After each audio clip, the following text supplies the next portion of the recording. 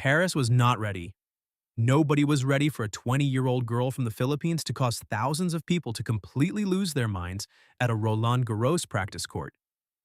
She had not even played a single point in the main tournament yet. But the walkways around Court 4 were so packed with people draped in red, white, blue, and yellow that the seasoned security teams could not even move an inch. You have to understand the reality of the French tennis public. They are famously unimpressed. They are notoriously selective. They have watched the greatest legends in the history of the sport walk these exact clay grounds for well over a century. They do not care about practice sessions. They rarely stop for anyone outside the top 10. Yet here they were. A massive sea of bodies completely overwhelming the tournament infrastructure for a player ranked 38 in the world. She was just doing basic footwork drills. She was just hitting standard forehands on a tiny side court. The energy was deafening. Fans were chanting her name and waving flags with a kind of desperate passion you usually only see in a Grand Slam final. So you have to stop and ask yourself a very specific question. What kind of sheer gravity does a person need to carry inside them to make that happen? Because the answer is not what you might expect. This is not about a tennis scoreboard or a ranking. This is a story about deep human longing and the search for identity. It is about a young woman carrying the heavy dreams of over 100 million people on her shoulders every time she picks up a racket. Her name is Alexandra Eala. If you do not know her name right now, that is about to change permanently. Because to understand how she commands this kind of intense devotion from thousands of strangers in a foreign country, you have to rewind the tape. You have to go all the way back to the day a 12-year-old girl left absolutely everything she loved behind. The story of Alexandra Eala does not begin with roaring crowds or Philippine flags rippling in the crisp French air. It starts with a 12-year-old girl standing at a crowded airport terminal in Manila. She had her heavy luggage resting at her feet. She was about to board a long flight that would take her away from her parents, away from her friends, and away from the only safe version of herself she had ever truly known. She was flying towards something so intensely uncertain and so psychologically demanding that most grown adults would absolutely not survive it. Her final destination was Mallorca, Spain. She was walking straight into the gates of the Rafael Nadal Academy. If you know anything at all about what actually goes on inside those high walls, you know that the word academy is a very gentle term for what is essentially a brutal physical and mental forge. This is not a luxury facility designed to nurture young talent with soft words and comfortable training schedules. It is a relentless machine designed to break you down to your core and rebuild you into something much harder. The core philosophy baked into every single drill, every sprint, and every exhausting repetition is the exact same one that turned a kid from a small Spanish island into the undisputed greatest clay court player in the entire history of the sport. The message they teach every single day is simple and it is entirely merciless. Comfort is your absolute enemy. Suffering is the primary curriculum. Greatness only lives on the other side of the exact moment your brain begs you to quit.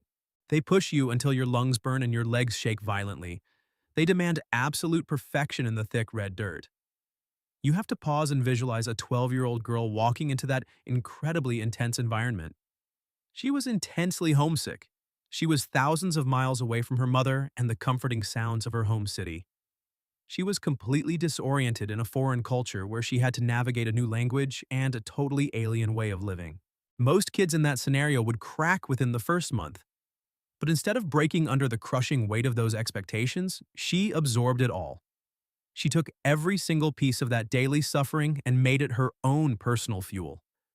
She did not cry to go home when the brutal Spanish sun and the endless training pushed her to the absolute edge of her physical limits. She dug her feet deep into the red clay and she learned exactly how to fight back. That quiet and stubborn refusal to collapse under immense pressure is the bedrock foundation of everything she is today. It is the invisible armor she built while no one else was watching.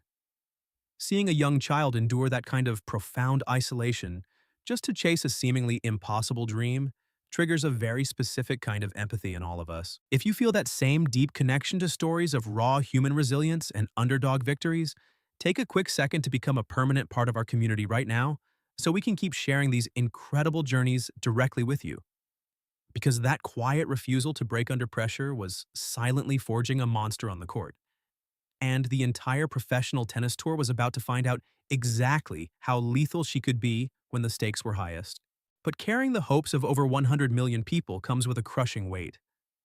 Eala has spoken openly about a dark phase of denial, a time when the gap between the player she was trying to become and the national symbol the world demanded her to be threatened to break her completely. When you are barely 20 years old, your professional identity is still incredibly fragile. You are still desperately trying to figure out how to navigate the isolating and terrifying world of professional tennis. You are still actively adjusting the grip on your backhand slice, still learning exactly how to manage your footwork when a brutal match gets dragged deep into an exhausting third set. Now take a moment and just imagine trying to process all of those complex physical mechanics while an entire nation watches and critiques your every single move. Every time she stepped out of a hotel room, the public attention multiplied exponentially. Her phone was constantly freezing from thousands of messages she could not possibly read, let alone reply to. Every small, insignificant tournament on her schedule suddenly transformed into a massive national event back home in the Philippines. That level of intense, suffocating fame is absolutely not a gift for a developing athlete. It is a terrifyingly heavy burden that has systematically destroyed the careers of players with far more experience than her. She found herself completely trapped in a highly dangerous mental space. There was the real Alexandra, the young woman who was still making basic, tactical mistakes and trying to perfect her craft. And then there was the myth, the flawless national hero that the overseas workers and the massive stadium crowds desperately needed her to be so they could feel seen. Trying to forcefully bridge the gap between those two realities is a guaranteed recipe for a total mental collapse. The professional tennis tour does not care about your beautiful narrative or the flags in the stands. The tour is completely ruthless and it will expose your weaknesses immediately. This is exactly where the perfect fairy tale hits a massive, unforgiving brick wall. The sports media loves to sell you a clean, frictionless story of a young prodigy rising straight to the absolute top without any real struggle. But that version of events is completely fake. The actual reality of her journey was incredibly harsh and deeply painful. When she stepped onto the European red clay this season, she was violently humbled. The clay court swing was brutally unforgiving to her style of play. We all watched her suffer agonizing early round losses in Stuttgart and Linz. She looked visibly lost and frustrated on the court. The absolute lowest point of this terrifying stretch came just last week in Strasbourg. She walked onto the stadium court to face Ekaterina Alexandrova and was completely dismantled. It was not just a loss. It was a harsh, undeniable reminder broadcasted to the entire world that she is still just a student of the game with huge gaps in her defensive abilities. The red clay of Roland Garros is a completely different animal than any other playing surface on Earth. It actively punishes aggressive players like Eala. She is an absolute attacker at her core. She desperately wants to play extremely fast, step aggressively inside the baseline, and forcefully dictate the pace of the rally. But the thick red dirt kills all your speed. It completely neutralizes your sharpest angles. It demands a level of agonizing patience that is incredibly hard to master. When you are hardwired to attack the ball early, waiting for the ball to bounce higher and slower feels like absolute psychological torture. Those brutal losses in Stuttgart and Strasbourg completely shattered the public illusion of her invincibility. They proved to everyone watching that she was deeply vulnerable and genuinely struggling to find her footing. But she realized something incredibly profound and mature during this dark stretch of painful losses. She finally understood that if she kept playing just to please the massive crowds draped in the Philippine colors, she would eventually lose everything she had built. The crowd loves her intensely because she plays with a raw, unfiltered authenticity. The exact second she starts performing for their loud approval, instead of fighting a desperate battle for her own survival on the court, her entire game completely unravels. She had to learn how to completely strip away the overwhelming noise of the stadiums. She had to consciously forget about the 100 million people watching her on television and isolate her mind in the pure, silent mechanics of the sport. She desperately needed something powerful to anchor her back to reality, and surprisingly, It came from the greatest clay court player in the history of the sport.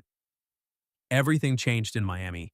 Entering as a wild card ranked far outside the top 40, she was absolutely not supposed to survive the first round. But instead, she started dismantling Grand Slam champions one by one until the entire tennis world stopped to look. The casual fans initially glanced at the main draw bracket in Miami and completely ignored her name. Wildcards with her low ranking usually get crushed by Tuesday, pack their bags, and quietly fly off to a lower tier tournament. But she stubbornly refused to leave Florida. She did not just scrape by her opponents with lucky net chords or capitalize on unforced errors. She physically and mentally broke down players who had stood on the biggest championship stages in the world. She dominated one experienced veteran, and then she systematically destroyed the next one, and then the one right after that. By the time she forcefully powered her way into the late stages of the tournament, a massive cultural shift had already occurred. Back in the Philippines, a massive country of over 100 million people where basketball completely dominates every single screen, things changed literally overnight. People actually stopped scrolling through their feeds. They leaned forward in their chairs and paid close attention. Short, explosive clips of her devastating left-handed forehand spread like wildfire across every Filipino social media platform. Overseas workers scattered across the Middle East, deep in Europe, and all over North America suddenly found a reason to gather around tiny phone screens in crowded break rooms. They felt a deep, authentic surge of pride that they had not felt in years. It was the rare, overwhelming kind of pride that physically catches in your throat and makes you want to call your mother immediately. They were watching a young Filipina absolutely command a massive WTA 1000 stadium court, and she undeniably belonged there at the very center of the sporting universe. But the absolute defining turning point of her young career did not happen under the bright stadium lights or in front of roaring crowds. It happened in total focused silence during the grueling offseason. Rafael Nadal was intensely preparing for his highly anticipated return to professional tennis after being sidelined with injuries for over a full year. The entire global sporting world was closely watching his camp to see exactly who he would bring in to help him test his recovering legendary body. Out of every single professional tennis player available on the entire planet, he specifically picked a 20-year-old from the Philippines. He chose Alex Eala to be his primary practice partner for his very first critical hits back on the court. Think about the terrifying gravity of that situation for a quick second. Imagine being just 20 years old, walking onto a private, perfectly groomed clay court, and seeing a 22-time Grand Slam champion waiting intensely for you to serve the ball. I want you to drop a quick comment below and tell me exactly how you would handle that insane level of pressure. Would you freeze up completely, or would you confidently step up to the baseline and swing? Let me know your honest reaction right now down in the comments, because I know my hands would be shaking way too much to even toss the ball up properly. She actually grew up intensely idolizing him. His relentless, punishing philosophy had literally shaped her brain chemistry since she was an incredibly homesick 12-year-old girl training alone in Mallorca. And suddenly, there she was, trading incredibly heavy topspin ground strokes with the ultimate master of the sport. She was receiving direct, unfiltered technical advice from him while they rested quietly between intense practice sets. She absorbed his vast wisdom with a terrifying level of pure focus. Nadal does not just teach you how to hit a yellow ball over a net. He teaches you how to suffer incredibly efficiently. He teaches you that every single point is a desperate, violent fight for your absolute survival on the tour. By sharing the court with him during his most vulnerable and uncertain comeback phase, she witnessed firsthand exactly what true, undeniable greatness demands behind closed doors. She took that legendary, unmatched intensity and successfully fused it directly into her own DNA. She had completely leveled up mentally. She had proven to the entire world that she was a terrifying force on fast, hard courts, but the ultimate test of her newly forged mindset was waiting for her in the dirt. That terrifying hunger was on full display in Rome. After a brutal 3-set victory over Magdalena Frech, Eala shocked her own team by severely criticizing herself. She stood there completely exhausted after a grueling battle and explicitly stated that she simply had not suffered enough on the court. Let that deeply intense statement truly sink into your mind for a second. She had just survived an absolute war of attrition on European red clay. Clay is undeniably the most physically punishing playing surface in the entire sporting world. Your lungs scream for oxygen. Your legs feel exactly like heavy concrete blocks after 2 solid hours of forcefully sliding in the thick dirt. She successfully won the match. She proudly advanced to the next round of a major tournament. Yet her primary takeaway was that she had not pushed her physical body to the absolute bleeding edge of its limits. That is absolutely not a normal mindset for a young developing player. That is the deeply terrifying mentality of an athlete who has decided at a fundamental cellular level that being ordinary is simply not an option. But the thick red dirt of Roland Garros is a remarkably cruel and unforgiving teacher. It demands extreme patience from a player who naturally only wants to attack. Eala plays an extremely fast game. She constantly moves forward to take the heavy ball early and dictate the aggressive pace of the rally. The Parisian clay violently rejects that specific strategy. It completely slows down her flat ground strokes. It gives her elite opponents endless time to recover their defensive positioning. She is desperately trying to adapt her sharp aggressive instincts to a surface that actively wants to neutralize her greatest weapons. And the tennis gods decided to test her newly forged mindset with a tournament draw that feels poetically cruel. Her very first round opponent is Iva Jovic. Jovic is an 18-year-old American sensation who is currently ranked 18 in the entire world.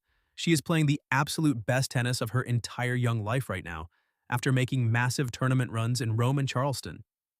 Jovic is absolutely not a gentle warm-up match to help you find your rhythm.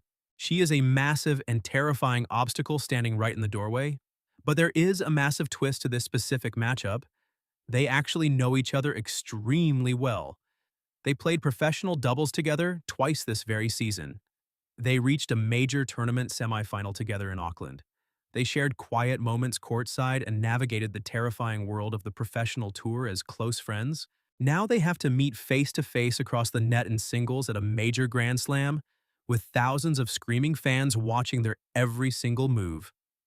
If she somehow miraculously survives the massive challenge of Jovic, the path forward does not get any easier.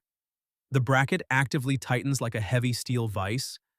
Emma Navarro is waiting right there in round 2. Just beyond that massive hurdle lies Naomi Osaka. Osaka is actively writing her own deeply emotional comeback story right now. And lurking at the very end of this terrifying gauntlet is Aryna Sabalenka. The world number 1 is a pure athletic force of nature who moves on the heavy clay like she never received the memo that it was supposed to slow her down. Sabalenka hits the ball with a terrifying ferocity that breaks the spirit of her opponents. She is the ultimate towering mountain standing in the way of a championship. Eala is walking straight into a brutal collision course, but the impact of her incredible journey has already broken barriers that go far beyond the numbers on a scoreboard. Because what is happening here in Paris is no longer just about forehands and backhands. You have to closely look at the massive crowds swarming the practice courts to truly understand the sheer scale of this global cultural earthquake. One dedicated woman named Leiden Barcella reportedly drove her car all the way from Germany and waited outside the practice facility in the cold for several hours. She did not wait for a championship trophy ceremony or a polished media event. She waited just to stand close enough to watch Eala hit standard practice balls and feel a deep sense of absolute possibility. That is the true, undeniable power of visual representation. When you grow up watching a global elite sport and absolutely no one on the television looks like you or shares your cultural history, a quiet and persistent voice inside your head starts whispering. It repeatedly tells you that this elite sporting world is simply not for people like us. It tells you to lower your grand expectations. But that generational voice goes completely silent the exact moment someone from your home city confidently steps onto Philippe Chatrier. This massive cultural shift is expanding incredibly fast across the entire globe. Alongside brilliant players like Janice Chen from Indonesia, Eala is part of a massive tectonic shift in the sport of tennis. Fans are proudly calling them the Sea Sisters. We are actively witnessing 2 incredible women from Southeast Asia completely disrupt the global top 50 rankings simultaneously. This is absolutely not a fleeting marketing trend created by corporate executives. This is a permanent and powerful transfer of influence taking place right before our very eyes. The traditional tennis establishment has looked exactly the same for several decades. These young women are quietly and powerfully bending the entire global system to their iron will. Win or lose against Jovic tomorrow morning, Alexandra Eala has already silenced the generational whisper that aggressively told millions of people they did not belong. She has officially arrived on the biggest stage imaginable. The global tennis world will never look exactly the same again. But the massive question hovering over this entire tournament remains entirely unanswered. Can her highly aggressive hard-court style actually survive the punishing baseline rallies against Jovic in the heavy Parisian dirt? We are going to completely break down the tactical results of that massive first-round collision, the absolute second it ends. So make sure you are subscribed right now so you do not miss the definitive answer to that crucial question.